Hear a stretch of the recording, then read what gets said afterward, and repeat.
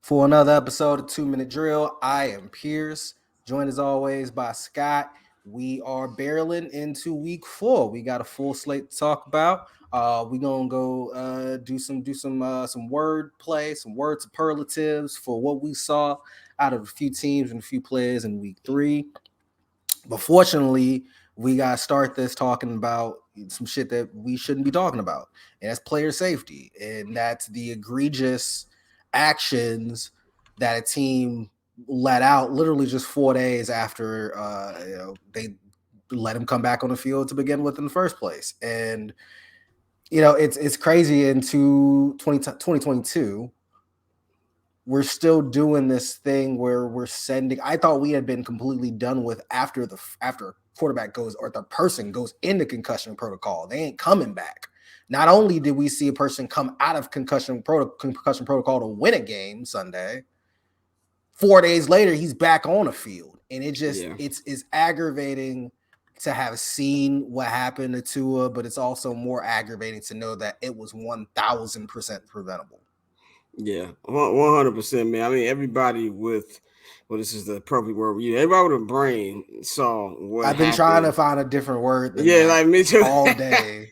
I couldn't think of a different word, but everybody with some sense saw this motherfucker Tua moving around like he just got rope doped on Sunday and wondering what the hell was he doing back in the game. So if we can see this and we have no medical degrees, we don't have no doctor experience whatsoever, I'm pretty sure the dudes who actually do this every day know that too. Like there was no reason that Tua should have been on the field. And just one thing that I just didn't like more than anything is you got a couple of these players out here like that's part of the game. Like It's Tony not part of the Gonzalez game. was licking mad boots last night in the post game, and Shameful. we're not doctors up here. Like that sound very how people But say about the you're not vaccine and shit. doctors, but you are former football players. And in Tony Yeah, Gonzalez's case, a Hall of Fame football player and somebody that's been in that predicament. Like it was really shameful to listen to that and the booth last night and how certain entities treated what we saw, all because they kind of have to, because we saw what happened last time they pissed off the National Football League when it came to.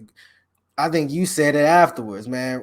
Roger Goodell fucking saw Tua get car off the field. He lit up a stove and said, "All right, man, it's fourth, third, and fourth. What y'all got? What you right. And got, then Teddy B?" when he found out that nigga was leaving the hospital, that nigga cracked up with another Modelo. Oh, we good.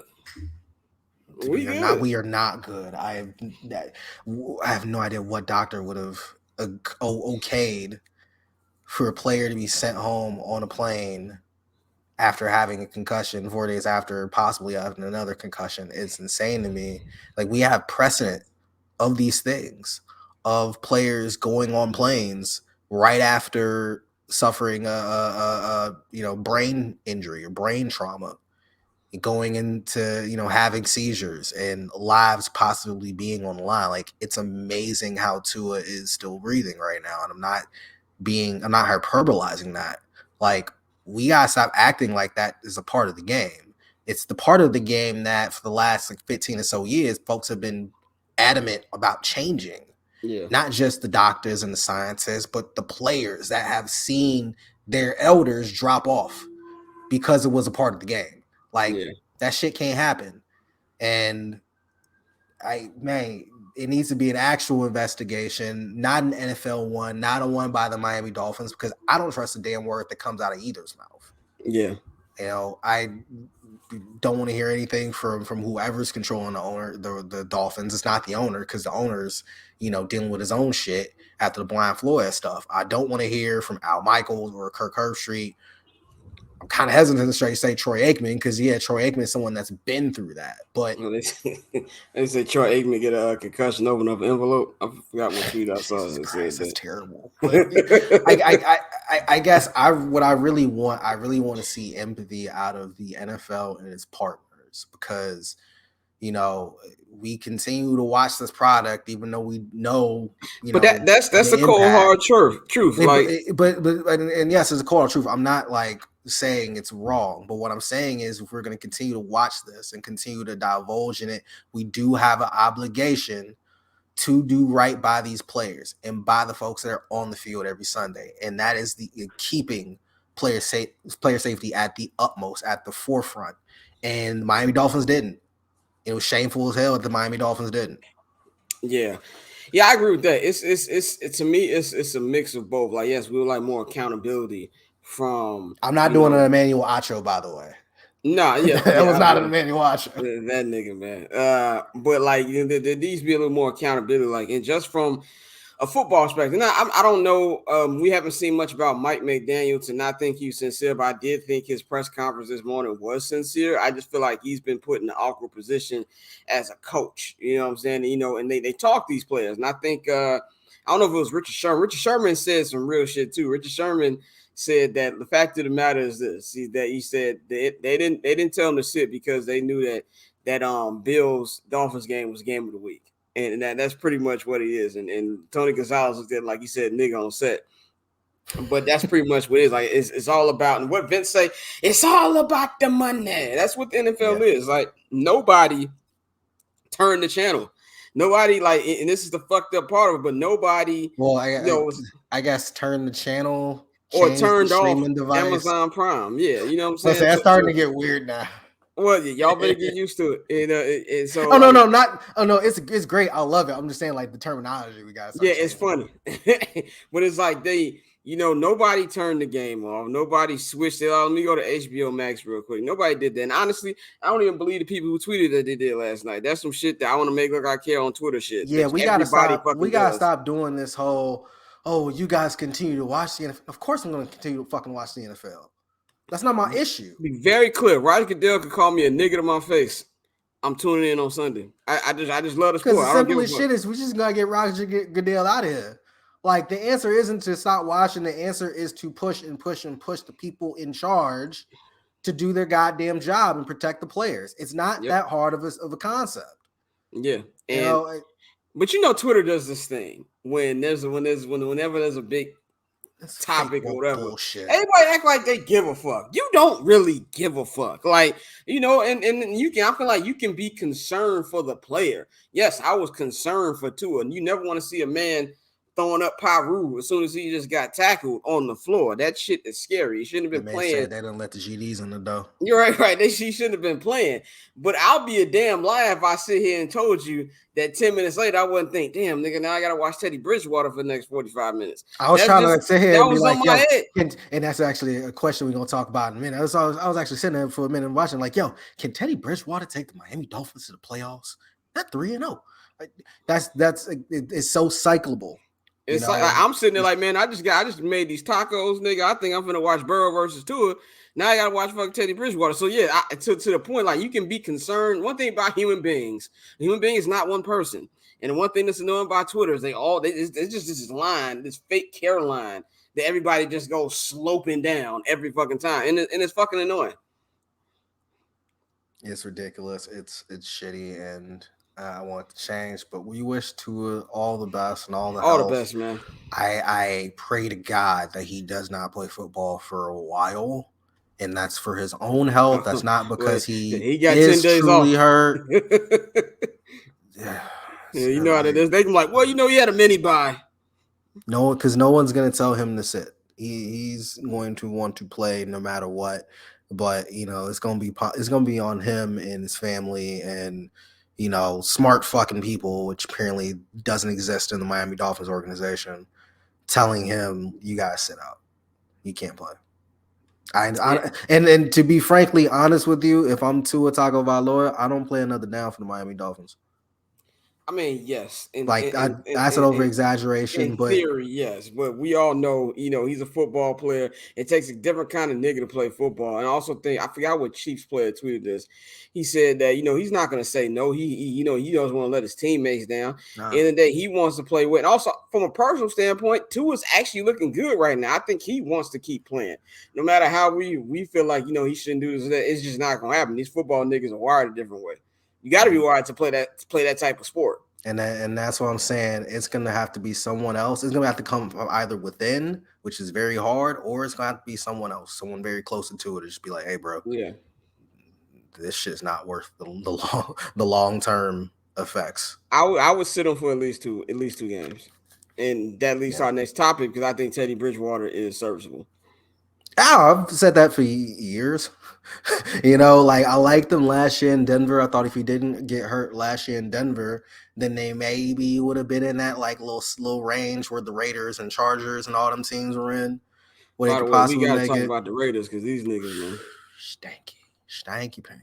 Um, Teddy is a fine quarterback. It's a great thing that the Dolphins got out to a 3-0 lead because that gives Teddy a lot of wiggle room Yep. to, make mistakes, try things. Now, he probably can't lose 2 or 3 in a row, and I have to look up the Dolphins schedule to see I'm looking that up what's as we speak what's right it now. They looking like, but they play the Jets next week, that's a uh, win. and then the Vikings at the crib the week after. That's So a those are possible two win. winnable games. Yeah. Right. And And then they you play the got reason to Steelers want to after beat that, the Vikings too. and the Lions, and the Bears, and they got a soft schedule coming up. Right. They don't So play a team that's like worth a damn till they see the Niners, and that's like in December, nigga. Like, right. Teddy has been gifted with 2 great wide receivers. Tyreek Hill, although he didn't get into the end zone yesterday, was getting his.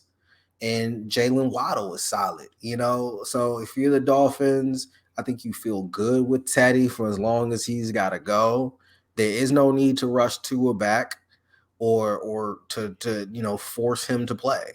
He shouldn't have fucking played, yesterday, and yeah, everyone knows it. Now, I think, you know, give the reins to Teddy B for as long as he needs to, and then when Tua is back and healthy and ready to go, let's plug Tua back in. I actually think that's perfect case scenario because if Teddy looks good against this soft schedule, you can sit them longer. now not only that, you can sit him longer, but now when he's fully healthy, you got 2 QBs that, you don't want to talk about a quarterback controversy, No, but it's definitely not it. you can make that system work with both quarterbacks, I think, because they both Yeah, offer different things.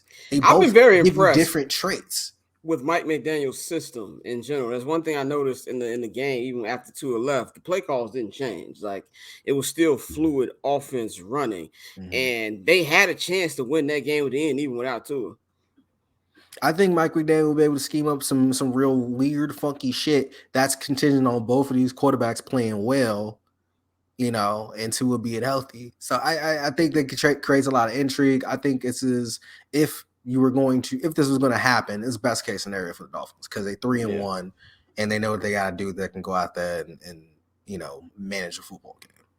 Yep, definitely. You Right. always need a solid backup quarterback. Like even like with the Bears. And I want to get your opinion on Justin later, but uh I'd be fine with Trevor Siemian for 2-3 games. Like I feel like he's a I don't solid know about backup. that. Uh, I think he's a solid back. I mean, obviously he's not Teddy Bridgewater, but I mm. think he's a solid backup, bro.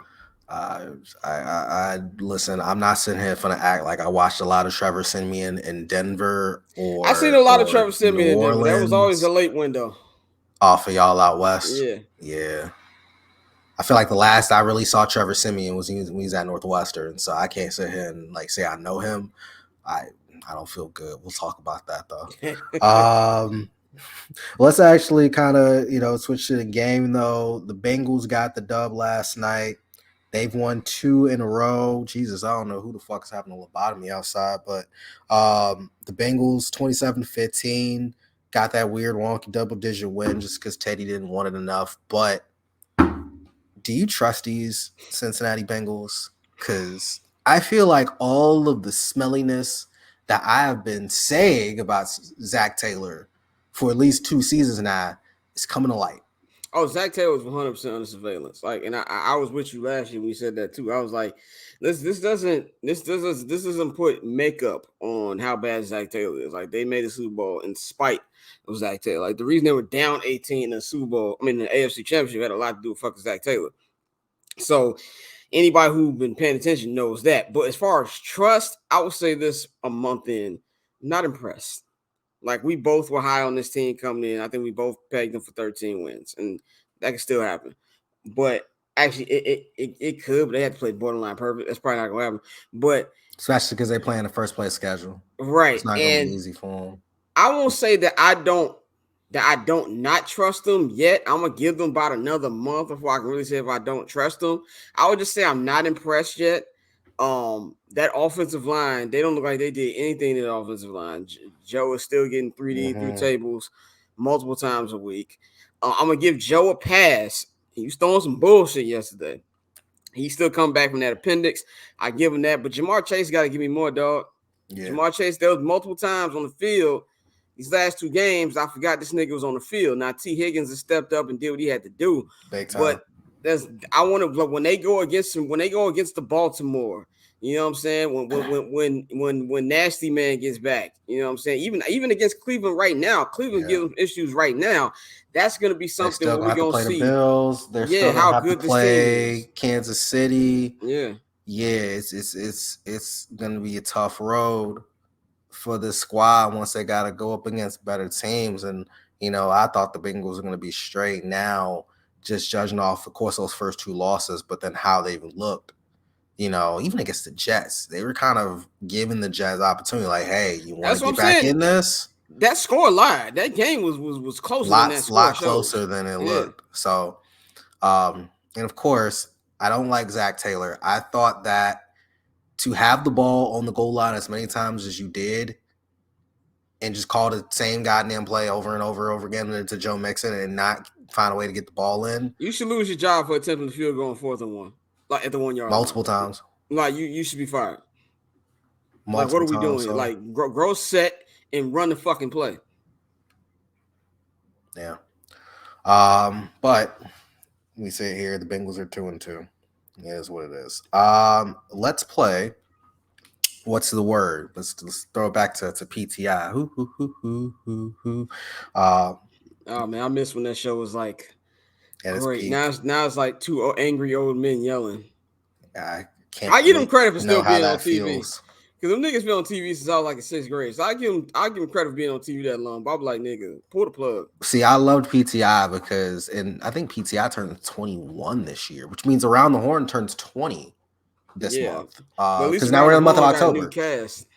Right. Yeah. I'm just saying it's crazy to think because when they both came out, Around the Horn came out 20 years ago this month, PTI 21 years ago this month, and Be Around the it Horn was PTI Sports Center. it was so needed because like we're used to like close up with Jim Rome or like the sports reporters and shit and like all these Sports boring reporters. ass old Yo, ass sports white sports men. sports reporters was both with some old niggas. But I fuck with me some sports reporters I on only Sundays. fucked with the sports reporters on If Sundays I was during up early football enough, season yeah, because it would be sports reporters and then Bob Lee would come on and do what's outside the my joint lines. outside the lines. And So then I it would always be Sunday night, Sunday countdown. That's what it'd right. be out there. Yeah. Exactly. But like if we're under football season, I ain't fuck about sports reporters. Yeah. Oh yeah. Outside of football season, nobody's watching that shit. But Hell nah. But yeah, like, yeah, when that came out, like it was so different for the landscape. And, now to think like damn, it's 20 years ago. It's yeah, I remember shit's where still I crazy, was. bro. It's just crazy. But if you remember PTI, the game will throw. God, it's windy as hell out here. I don't know if you can hear it, but yeah, remnants of Ian are like starting to pop up. So I don't even know if I Well, want to go you out know, tonight. fall weather's hitting the East Coast and Midwest. LA still thinks it's fucking July out here with it being 90 fucking 5 degrees. Yeah, I mean, hey, burn in hell, I guess. But yeah, well, let's get started, man. Let's get started with some word association. First word or phrase is Jalen Hurts. I want you to give me one word to describe Jalen Hurts so far this season. Confident. Like he looks confident. He believes in the offense. He believes in the throws, in the passes he's making.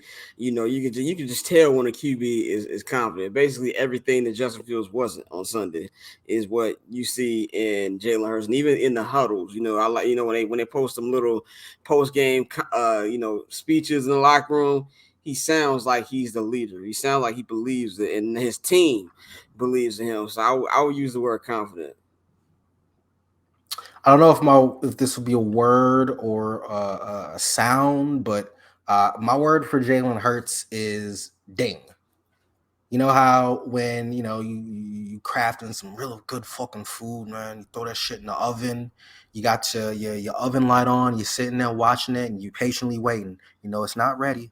It's not ready yet, but you watching it, and it's Yeah, building. It's getting better. It's growing. It's cooking, and all of a sudden, ding, it's it's ready. ready.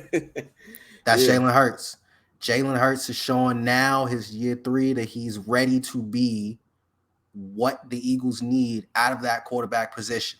And we talk about Justin, and Justin is very much what Jalen was last couple years, still trying to learn a system and learn an offense, and the game is not slowing down for him. yeah. He needs to continue to learn, continue to grow, continue to cook and develop. And I guess we could talk about it now to an extent. Really bother me the regression I'm seeing out of him. Like it's bad. It's horrid. Like the regression from last season, that Steeler game, for example, to what we're seeing now out of Justin, holding on for the ball too damn long. And I keep hearing the excuse of, oh, well, guys aren't getting open. No, niggas is On open. on on those interceptions, there were guys open. No, niggas is open. On both of those interceptions, there were guys open. It's one Justin thing just you can didn't see see it. from the press box. Them niggas was open. So it's really unsettling, the regression I'm seeing for him. And I know that he's a kid that watches film and digests film and tries to learn from his mistakes. So I truly don't know what it is. Preparing for a gunfight and being in the middle of the fire are two different things. Exactly. It truly is. And maybe like he's learning that now. The difference from college to now is like, yo, there's still more work to be done. Yeah. So allow him to continue to cook and gel and mold with his receivers and mold within this offense. And Like also, I'm frustrated. Let me finish up. I'm go ahead. frustrated. Give him time. Like, yo, he might be ass. He might be ass, and we might end up having to look for another quarterback. But be patient. It's not Yeah. going to be an overnight thing. You knew it wasn't an overnight thing when you traded up to draft him 2 years ago. And And I feel like Jalen Hurts and what we're seeing out of Jalen Hurts is even more example of, and even to an extent, even more examples of let give these guys more than a couple years. yep. It's so rare to be a great quarterback right out the gate. Yep. We got so accustomed to seeing guys come out of the gate and be good to great that we don't let guys develop at the quarterback position. So Yeah, I agree with that. And to me, it's like there's two things. Like you said, patience. He did look like he in his first 3 games he looks worse than he looked all last season. So yeah, there is a little bit of regression that's concerning. That, like you said, we got to wait it out. And so, and also on the opposite side too, if he goes out there and throws 4 touchdowns on Sunday, there's no need to throw a parade, nigga. Like we can't be the extreme every week. Even if he goes out here and throw 4 touchdowns, we can't act like this nigga's arrived. Like it's got to be right. consistent type of thing. And You got to find the healthy balance of not coddling him and holding him accountable for his mistakes when he's making mistakes, when he is playing like a bad quarterback, but then also not ruining his confidence. yes. And I also feel like one thing I'm tired of hearing about Bears fans is acting like Getsy isn't calling pass plays. Now, take the Green Bay Packer game out of it. The first one was a rainy game. He still called 20 pass plays. This man called about 23 pass plays on Sunday. Justin got sacked 5 times. And there's a couple where Justin runs instead of throwing. So altogether, they're giving him attempts. You know what I'm saying? It's just he's got to actually make the most of them. So that's the one thing that I think Bears fans got to stop doing. But I'll say just one last thing before I wrap this up. I'll say there's some concerning traits that I see from Justin, but I'm not pressing the concern or panic button yet. I'm going to give him the entire season for me to at least have an idea of what he might be. You know what I'm saying? Like you said, because it takes a minute. Yep. The Green Bay Packers got the win in prime time. Barely. It took Tom Brady in a delayed game to get it. But Green Bay is 2-1 now. What's the one word that you would use to describe the Green Bay Packers so far? I don't know if it's one word or a couple words. Is you can't fool a real nigga. In the words of Joe Budden, everybody knows this team stinks. Like anybody with eyes can see this offense ain't it. Yes, they have a decent defense. They got a really good running game. The passing game is not it. He has there's no fluidity to it. And yes, the Chicago Bears have scored more offensive points than the Green Bay Packers 3 games in. Now that this is not a stat I made up. This is facts. Like yes, they won the game against the Buccaneers, and I'm not giving any excuse for any Buccaneers. There's 2 things that stood out to me. One, Aaron Rodgers was playing with a starting wide receiving core. These niggas scored 14 points. Tom Brady was on his 4th options for wide receivers. 4th. These niggas signed Cole Beasley on Thursday. This nigga played on Saturday.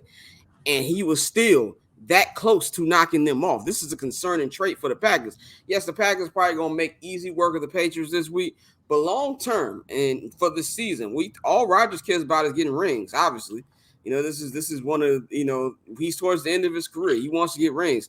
This team not only not gonna get rings, this team smells like a Super Wild Card weekend first round exit. So I'm just not impressed by anything I've been seeing from the offense. This is all Packer hate aside. This isn't the usual Packer offense that we're used to seeing, and we're seeing just how big of a loss Devontae Adams truly is. And Marquez Valdez-Scantling too, but they miss him also. Yeah.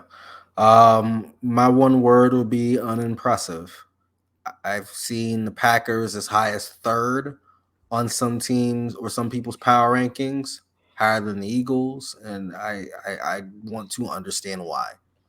I want to understand what you saw out of them beating the Bears, which they always do, and beating a Tampa Bay team that not only, like you said, was missing a lot of men and are also kind of struggling there on that line. They didn't score a lot of points, but then they let Tampa almost come back and win that. And if it wasn't for that delayed game, there's a good chance that they convert on that 2-point conversion, and you're going to overtime. And who knows if you are 2-1 or 1-2. I don't look at that game or that win by the Packers as something to, oh, they're back, oh, they're all right, oh, they're still the crown jewel of the NFC, because we've seen what happens to the quote unquote crown jewel of the NFC once it gets to crunch time in the NFC playoffs. Yep. And I think we cannot look at these little victories, and yeah, they probably will go on a tear and be 13-4 or 14-3. It's unimpressive to me. Either play like certain other teams in the league and dominate consistently, give me a reason to believe in you, or stop looking unimpressive against teams that you'll probably be seeing again in January. Otherwise, I'm not falling for it. So unimpressive would be my word. I'm with you. I'm with you 100% on that one, man. Yep. Jimmy G had his first start back as the 49ers quarterback. They did not win. It was an 11-10 ball game, and it was 11-10 because one of the worst football games I've seen in my life. It truly was like I would rather shoot myself in the head. And the crazy thing is, for a time, you could argue that the Monday night game was worse. We'll talk about the Monday night game in just a bit. I was kind of entertained by the Monday night game. I'm not gonna lie. Huh? I was kind of entertained by the Monday night because I was entertained because I didn't watch until the second half. Okay. I think I didn't start watching. Oh, yes, it was. I was. My girlfriend was like, "Babe, you want to watch the football game?" And I'm just like, "I don't want to subject you to that." Cooper Rush, Daniel Jones, ESPN Clear HD. We were fucking watching Raw up until the point where like I caught up with it live, and I was like, "Well, fuck, I gotta watch the football game now." And then the football game was kind of decent, but it was not a good game, and neither was Sunday. And it was an 11-10 score because Jimmy G pulled a Dan Orlovsky. And if Jimmy G didn't pull a Dan Orlovsky, he probably would have thrown a pick six, and they still would have lost. But yeah, that's the difference between a win and a loss, though. What's your one word for Jimmy G? Mediocre. This is who the fuck he is. Like anybody, this is why they traded up to get Trey Lance. This is why they gave the keys to Trey Lance, because Jimmy G 1 week can look really fucking good. He look like a guy who could take you to the Super Bowl, a guy take you to the NFC Championship game, and then the next week he looked like just the worst nigga on planet Earth. This is just who he is. He's been in the league long enough for you to understand his pattern. Sometimes you're gonna get a performance like you got on Sunday. Next week you might get 3 touchdowns. So there's nothing about this that was shocking. I think the one thing that is a little shocking, not particularly with Jimmy G with the Niners, they're not running the balls effectively as they used to. But and when you have that, you need better from Jimmy G. But you can't get mad at somebody for being who they are, and Jimmy G is mediocre. Horrified is my word for Jimmy G, because Jimmy G has to be horrified that his left tackle for the foreseeable future will not be Trent Williams. Because Trent Williams, the absence of Trent Williams had Jimmy G scared for his fucking life on Sunday. And if he's not, if they don't have him, he's really the anchor of that offense. And like the line diminishes tremendously. What they can do diminishes tremendously without Trent Williams.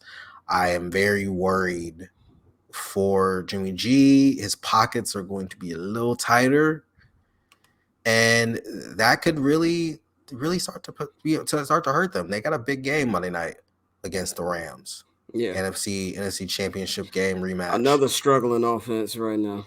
Another struggling offense right now, and you're 1-2. There's not a lot of room for error right now, and understand, like, yeah, true, Arizona is not playing up to snuff right now.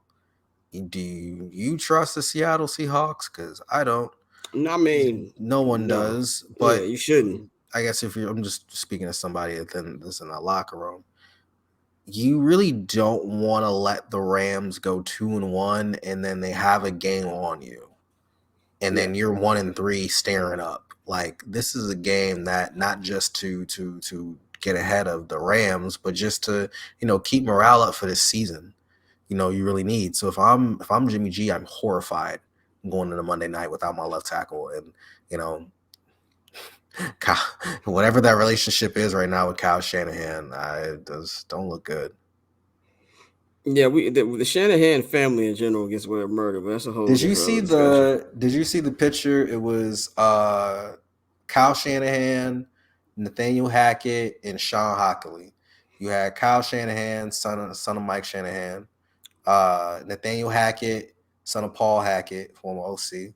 I think he was a head coach too. And then Sean Hockley, son of Ed Hockley. And it was just like the poster children for Nepotism. Yeah. in the National Football League. Yeah. Like, 100%. yeah, it's pretty fucking bad. But let's move on. The New England Patriots are going to be without Mac Jones for a little bit. He's officially out for Sunday against the Green Bay Packers. I'm really mad that that's like the CBS. Actually, no, I'm not, because I ain't going to be watching the thing anyway. That's going to be a nap for me. What's your one word for the New England Patriots? It's 2 words. Family man. It's time for Bill Belichick to go home. You had a great run. You're arguably the best coach of all time. You got 6 championships. Don't spend your last days coaching Mac Jones. Go home. My one word is Canton. Mr. Belichick, It's time to go home. it's time to go to Canton. Time to go to Canton. It's time for you to get the fuck out of football, and it's not because you're not good anymore. It's really because it's not worth it anymore. Why bother? Why bother, sir? Yeah. Maybe he knew that he needs to stay as long as possible so Josh McDaniels didn't get the job. That might be part of it too. That might be part. You're not going to soil my legacy and have him be my successor. Nah, see, I told you he was he's fucking trash. Yeah, told like, you he wasn't shit without me. Exactly. You're not going to do that. Yeah. Dallas Cowboys got a big win on Monday night over the New York Giants. They're 2-1, 2-0 without Dak. And it looks like the demise of Dallas Cowboys is greatly exaggerated. Give me your word for the Dallas Cowboys. I'm impressed. I'm impressed considering everything they've gone through. Jerry Jones being senile and adding absolutely nothing to the team. Losing Tyron Smith. In first doing training camp. Them trading Amari Cooper away. Dak getting hurt. Cooper Rush is out here looking serviceable. And this is the NFC East. I know the Eagles are 3-0 right now. Could be 4-0 on Sunday, but this is the NFC East. Nothing is over until it's over. They have a chance to make this a legitimate race in the NFC East. If they can, this defense is going to keep them in every ball game. So if they can just do the small things, I still got the Eagles winning the division, but they could give us some go. So I'm gonna say I'm impressed with what I've seen so far. I got another 2 words for you. I got 2 words for you. In that bitch. Because the Dallas Cowboys are in that bitch. Cooper Rush has not lost it. He has been able to weather the storm, and because of that, the Dallas Cowboys are 2-1. They're still behind the Eagles, but of course, 2 games against the Eagles, including that big one on Christmas Eve in Dallas. I think the Eagles are clearly better Yeah. than Dallas, but like you said, it's the NFC East, and if you're Dallas, not only are you in it for the division, you are in it for the playoffs and the wild card, and you have to be very happy despite losing Dak, and they're gonna rush the fuck out of Dak. So Oh, for sure. They yeah, try to rush from this week. Be like, nigga, I can't even palm football right now. okay, relax, man. One thing that's fun, I don't know if this is funny to you, but it be funny to me when you see an injured player with headsets on. Like when I be seeing Dak and TJ Watt dressed like assistants, that should be at me done. Yeah, shit is kind of funny, but yeah, no, you do not need Dak to play against Carson Wentz and the Washington Commanders. You know Of what you course need to not. do? You need to You need blitz. to breathe. That's what you need to No, do. no, You no. breathe and you can win that game. Blitz all over them. Jonathan Gannon does not blitz. That man had like 9 or 10 sacks on last Sunday. Yeah. So he's food. Charles Leno is his left tackle. He's food. Um, And him and his racist wife. I'm gonna keep saying that every God, time we she's bring up still. Buddy I name. always forget that she exists, and Um, this is going to be the worst game on Sunday. So if you really want to watch it like a degenerate game, but I actually think this is I think this is like not the national game. I think this is the second game, the number 2 Yeah, game that Fox is this going is to gonna have. push football back about 3 decades. Yeah, it is going to be a crime against humanity in MetLife, and I might be in attendance for it, barring any weather fuck ups. The Bears and the Giants. Give me one word for the Bears and the Giants. Skip. That's That's the where word. we're going Oh, for. whoa, whoa, skip. Yeah. 100%. If I wasn't a Bears fan, there's absolutely no way I'd be spending my Sunday mornings watching this. But I will be watching this. I'm gonna say skip. Only thing I can say, and this for every Bears game at this point, Justin, just don't make me want to throw my remote or throw something in the press booth. Like this is the first Sunday I have all season where I can sit home and audibly cuss at my television because I'll be like this, like in the booth because I can't show emotion. Like I was visibly upset at that wide open and Cole Komet, and he just floated that bitch up for a pick. I want to throw something in there. You know what I'm saying? By the way, I just want to give a quick That's shout why. out Go ahead. to the Bears for stepping up the catering game, giving niggas actual breakfast and lunch for what? Because last year they gave us Dunkin' Donuts. So I don't know if this is Ryan Poles or the Park District finally woke up, but It's probably Ryan Poles. good shit. I had very good breakfast the last 2 weeks. Very nice. That's also why I know that I can never cover the Chicago Bears because that's the one team that my emotions will pour over. Yeah. I I've gotten better, but last can week I almost had a moment. I did have a moment. The end of the first half, I had a moment. Like I made it a point not to yell over the Chicago Bears in front of my girlfriend. It took me till week 3. Right. She sees the real you. It took to week 3. I'm like at the top of my lungs. What the fuck are you doing? You have 3 timeouts. I was so beside myself. I, for a second, was like, yeah, I can't do this shit no more. I can't do this shit no more. And I'm nearing that point. I'm nearing the point where my love for Chicago Bears might not be worth this shit. You know? So like that to me is why like, yeah, I love this team too fucking much to get kicked out of a press box because I will scream over this fucking team. I will. I cannot stand what they do to my blood and my nerves. God! My word. God, I have a lot of words. Putrid's one of them. Because it's gonna be fucking putrid. Degenerates one, but my word for Bears Giants this Sunday is loser. In order to watch that game on Sunday when there's so You're the much real other loser. football being Yeah. played, you might be a loser. If you look at your girlfriend and you say, you know what, babe, I know you really want to go apple picking, you really wanted to go to an orchard, you know, you've wanted to go see that movie that's in theaters for a while now, and we've just been putting off. You know, hey, there's that new restaurant. We should go get brunch, but I can't this week because the Bears and Giants are playing, and I gotta watch. If you say that, you might be a loser. Yeah. Maybe you like, hey, there's a good opportunity to win some money on this game. These teams suck ass, so I might be able to find that one little edge to get me a victory on Sunday. You might be that degenerate gambler that's going to watch Bears and Giants on Sunday. And you know what, sir? Win or lose, you are still a loser. It's the process To that be makes you a loser. to endure that game on Sunday, you have to be a loser. And guess what? I am waiting up until the clock Sunday to see what the weather report is like so I can hop on a bus and then hop on a train, get to MetLife in Jersey and watch the Bears and Giants live. You want to know why? Some loser. Humility yourself. We're all losers who root for I root this for the Chicago Bears, man. I'm a fucking loser. godforsaken You have to be a franchise. loser to root for any of these two franchises. Yeah, you really God. do.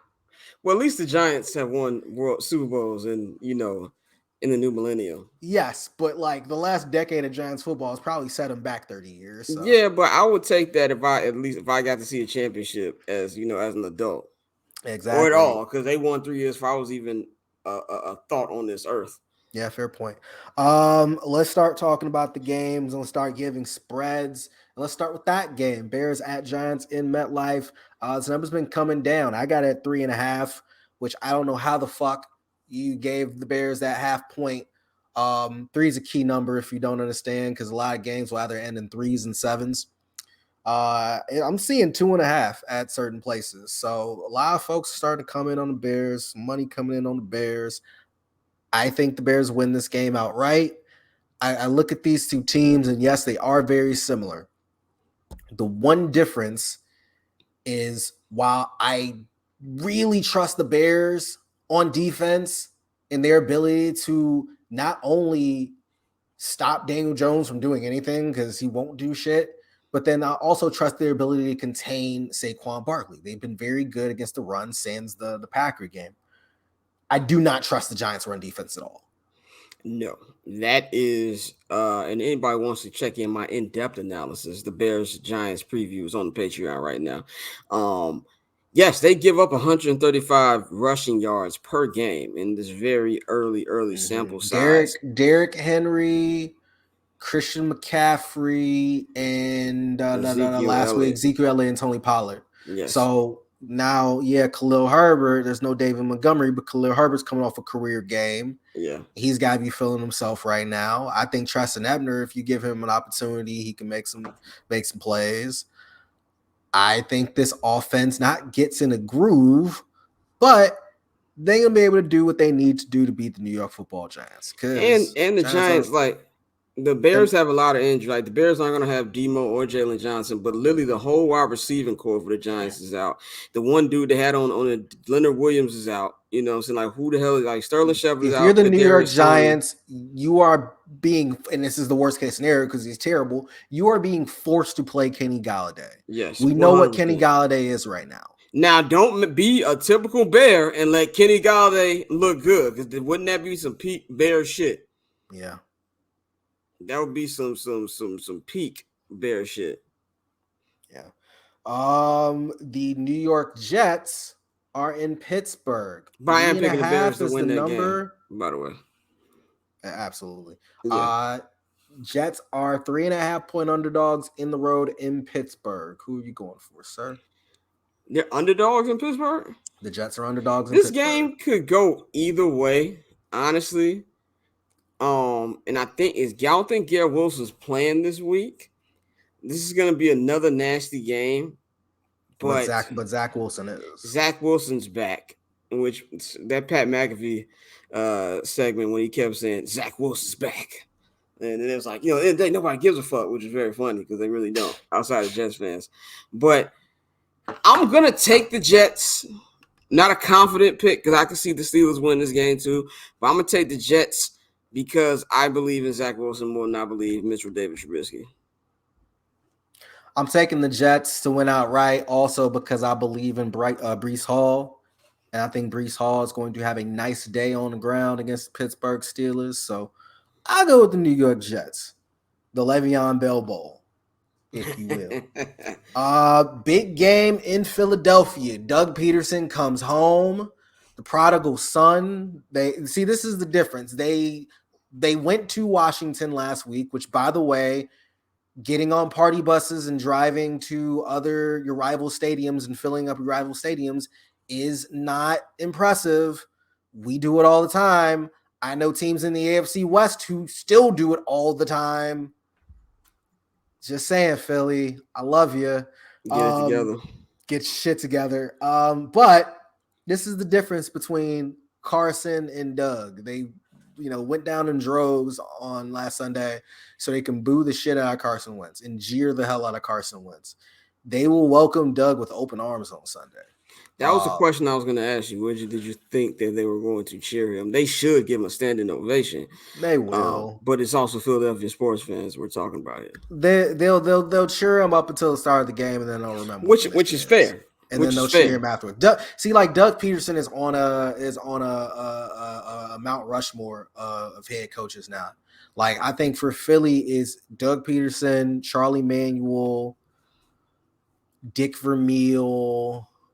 I don't know the Flyers too well, so I can't throw a Flyer in there. And then, I'm blanking on a Sixers coach because the Sixers haven't really been shit. But, those three for sure. Is Larry Brown on the... I didn't want to say Larry Brown because Larry Brown I don't think was there long enough. It's probably Jay Wright. If I got to throw out a fourth, it's probably Jay Wright. John Chaney.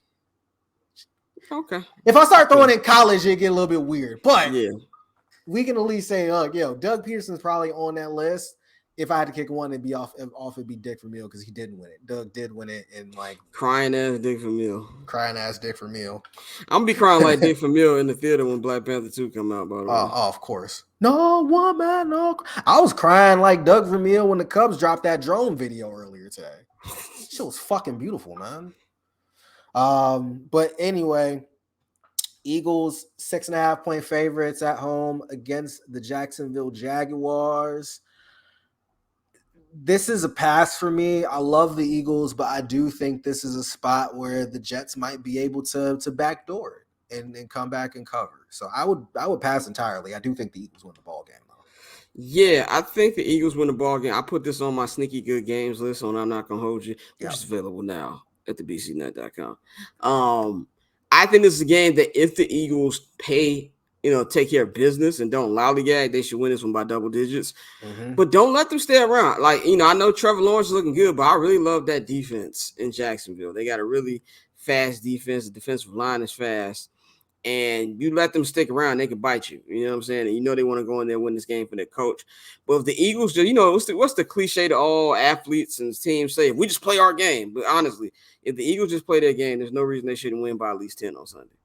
And the Eagles got to play a complete game because so far the Eagles have not done that yet. So far the Eagles have 14 second half points. That's all stemming from that first game. They have not scored in the second half against either the Vikings or the Commanders.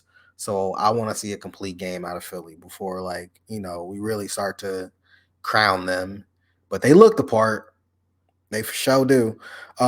This is the London game, 9:30 a.m. out here on the East Coast on NFL Network. Look, man, Roger Goodell thinks I'm waking up to watch Kirk Cousins versus the Red Rifle at 6:30 in the morning. Is he thinking about you, though? Because, let's be real. This is Kirk Cousins versus Andy Dalton.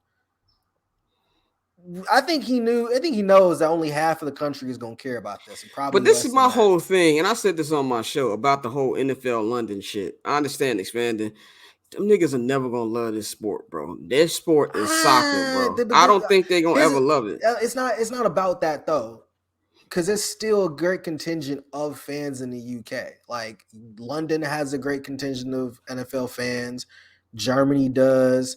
I don't think the mission is ever to be like, hey, we have to make the NFL the premier sport in Europe because it's never that. For one, it's always going to be soccer, football, and then you probably get a couple more sports after that, including basketball, before you even get to football. And I think Yeah, that's known, but I definitely think there is a market for it, and there's a market for doing these games, and they do sell well.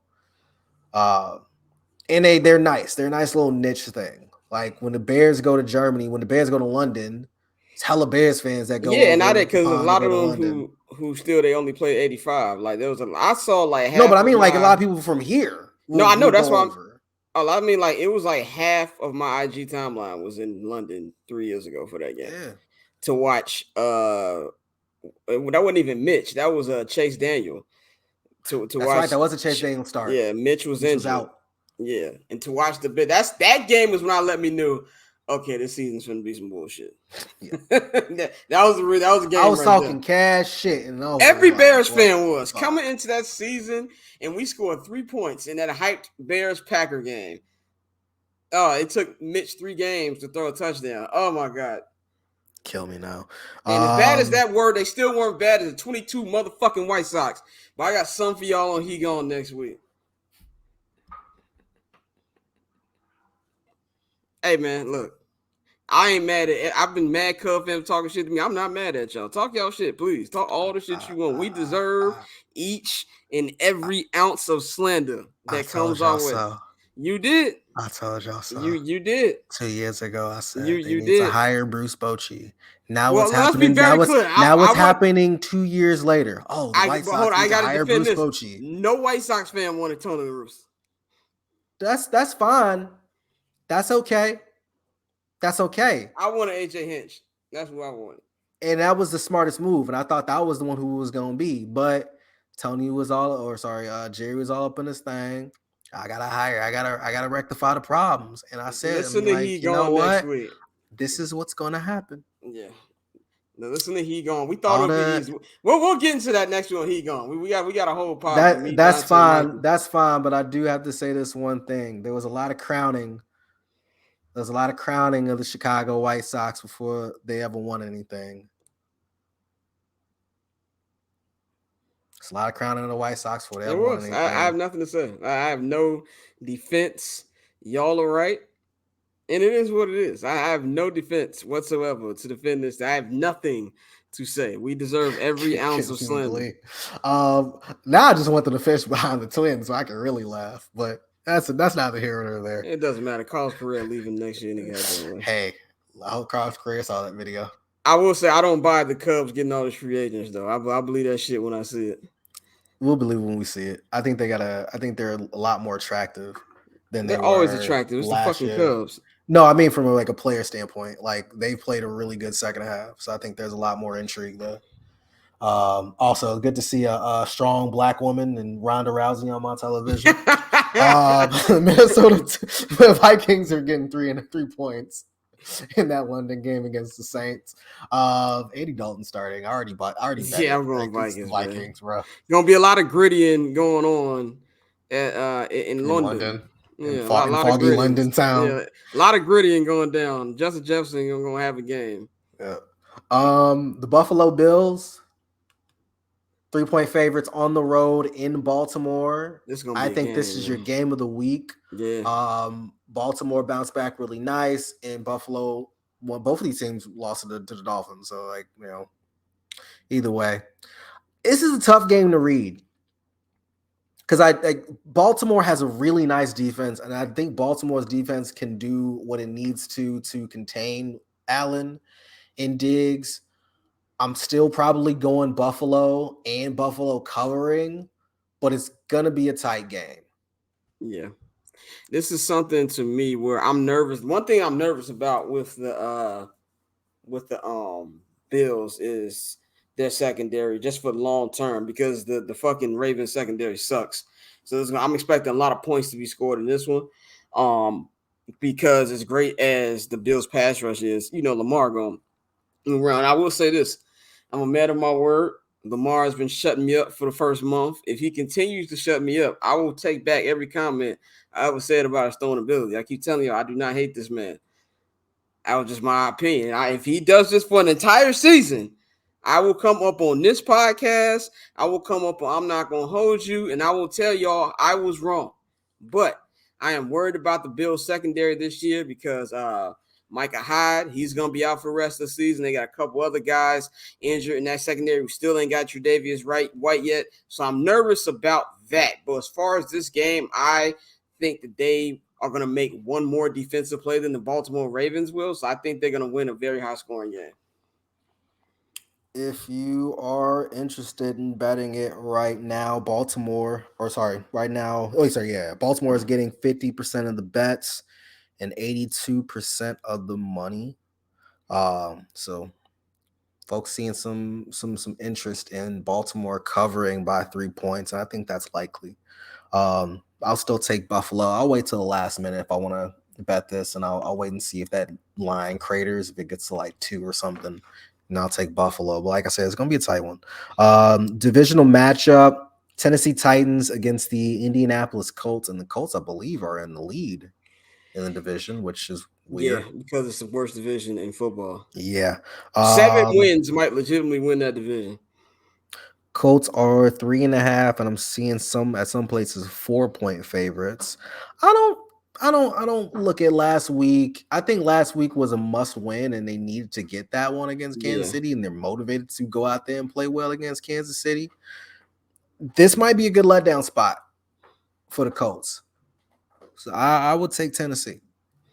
Yeah, I'm gonna stick with the Colts just because I picked them to win the division, and even though I'm not taking too much from last week because last week was a must win, I still think them being at home. I think Matt Ryan had a pretty solid game last week. I'm gonna pick the Colts in this one. My co-star saying hi, by the way. The Seattle Seahawks are in Detroit. The Lions are actually favored in a football game. I can't remember the last time the Detroit Lions were favored in a It was two football weeks game. ago. They were favored against the Commanders. First Really? time in 18 games. Yep. I felt like that was like a back and forth line in favor of Nah, Washington. they were favored by like 3 points. It's the first time they were favored in 18 games. I thought it was 1 point. Either Yeah. way, 3.5-point favorites for Detroit, which I'm sure is the largest line that they've had in a really long time. Yeah. They cover this. I've been really impressed by what Dan Campbell's been able to do. I think this offense scores. Guess that's more of a credit to Deuce Staley, right? Yeah, I'm with you on that. Amon-Ra St. Brown will not be playing. He's out this Sunday. Yeah, but I That being mean, said, it's the fucking Seahawks, and I can't believe I'm saying it's the fucking Seahawks in the game with the Lions, but it's the fucking Seahawks. I'm not outside of Geno looked good in week 1, but besides that, get out of my face. And Aiden Hutchinson is looking like a grown man. I'm going with the Lions. yeah. Let's keep going through some of these shitty games. The Browns are in Atlanta to take on the Falcons. Browns are favored by 1.5. Where are you going? I'm gonna regret this, but I'm going Falcons.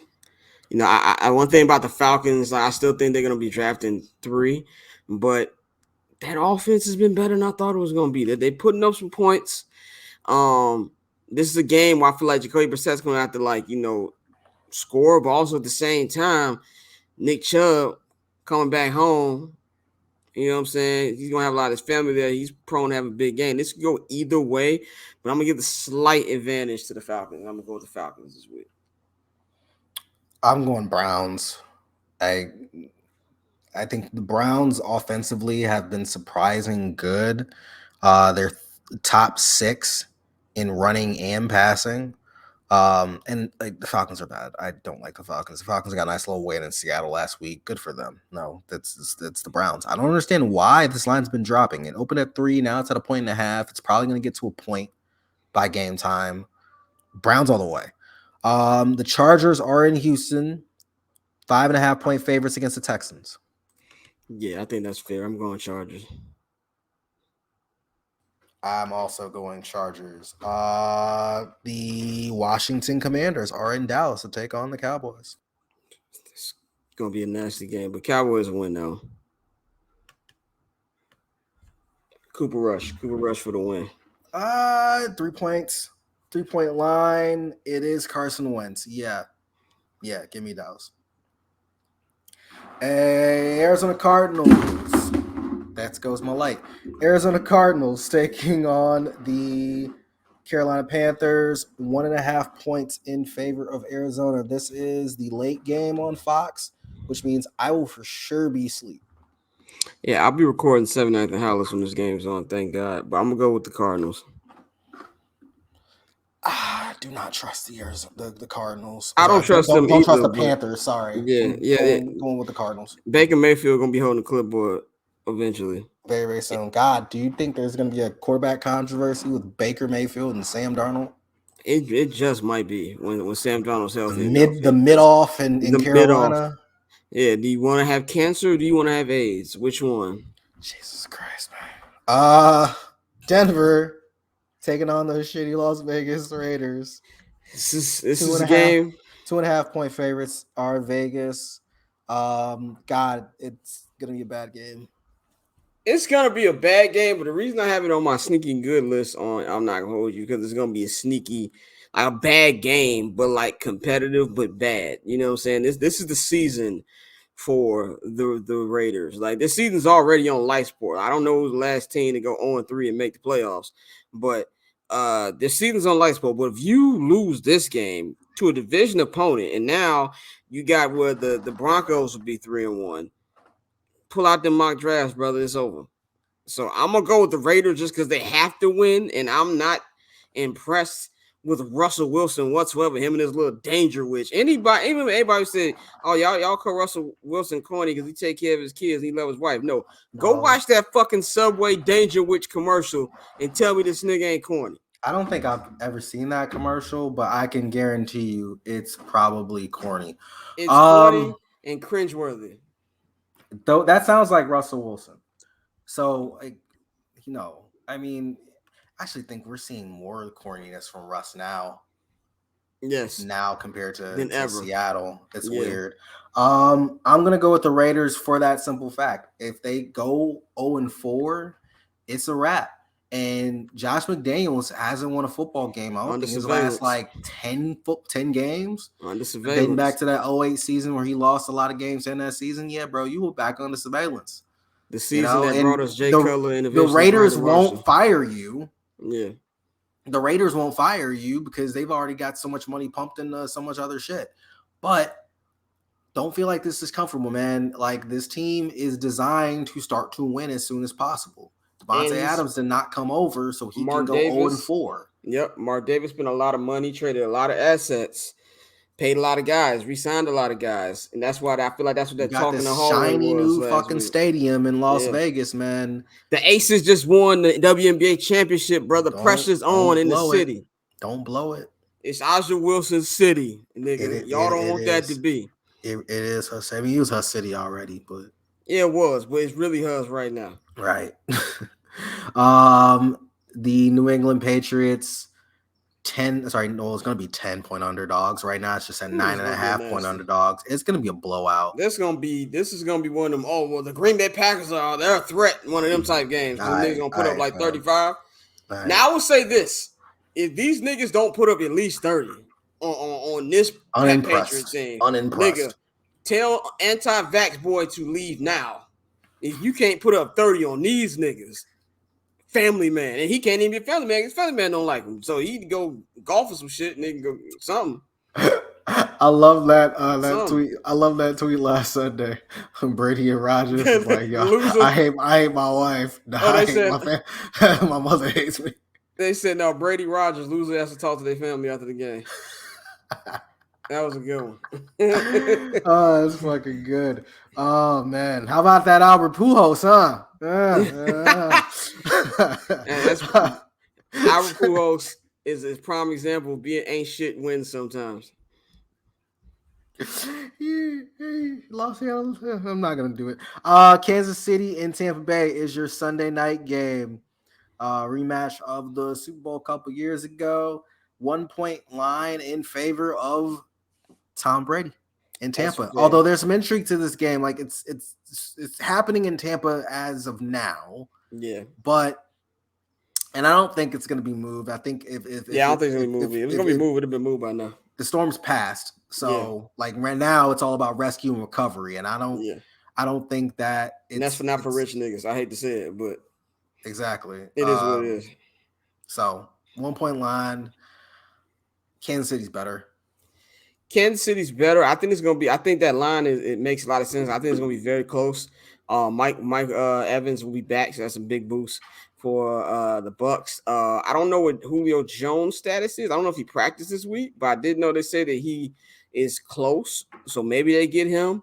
The Chiefs' offense been looking shaky the last 2 weeks, so there's a concern there. Mm-hmm. And this is a must-watch game just because it's probably the last time we're going to see Brady, the GOAT, and Baby GOAT go one-on-one. Right. So it's a must-see for that.